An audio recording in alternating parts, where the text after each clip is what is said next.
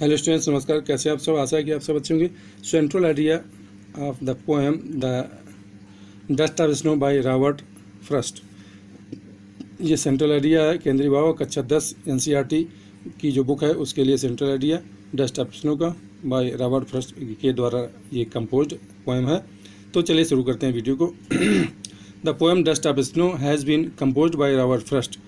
यह कविता जो डस्ट ऑफ स्नो है वह रॉबर्ट जो फ्रॉस्ट हैं उनके द्वारा लिखी गई है। The poet expresses the importance of small things by this poem. इस कविता के माध्यम से कवि छोटी वस्तुओं की, जो छोटी वस्तुएं होती हैं उनके महत्व को उजागर करने का प्रयास करता है। It can change one's attitude, और it can change one's attitude, जो छोटी वस्तुएं हैं ये भी किसी के दृष्टिकोण में परिवर्तन ला सकती हैं। The poet praises the beauty of snow. जो कवि है वो बर्फ की सुंदरता की प्रशंसा करता है।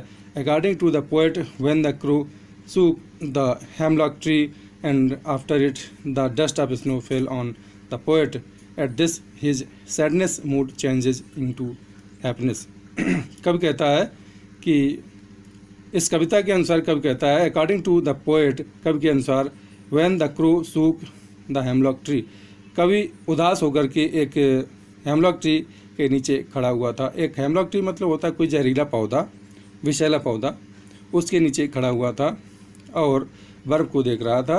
वह उदास था, लेकिन कौवे ने आकर के, कौवा उस डाल पर बैठ गया, उस पेड़ की डाल पर बैठ गया, और कौवे के बैठने से बर्फ के जो कण होते हैं, बर्फ की जो धूल होती है, जो डस्ट होती है, वह कवि के ऊपर आकर गिरी, जिससे कवि का जो मूड था, जो मिजाज था, या जो उसका स्वभाव था, जो मन था, उस समय जो हृदय था, वो बहुत दुखी था।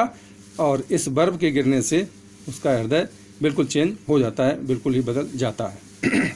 तो कवि का आशय ये है, इस सेंट्रल आइडिया यानी कविता के माध्यम से कवि कहना चाहता है कि छोटी चीज़ें भी संसार में बहुत बड़े काम कर जाती हैं।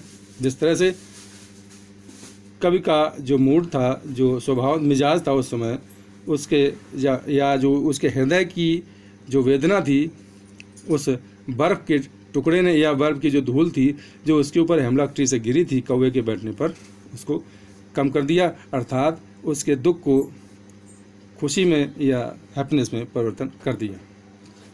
तो ये था सेंट्रल आइडिया। ये बहुत ही इंपॉर्टेंट सेंट्रल आइडिया है एनसीईआरटी कक्षा 10 के लिए। Thanks for watching. मिलते हैं अगली वीडियो, तब तक नमस्कार, जय हिंद, वंदे मातरम।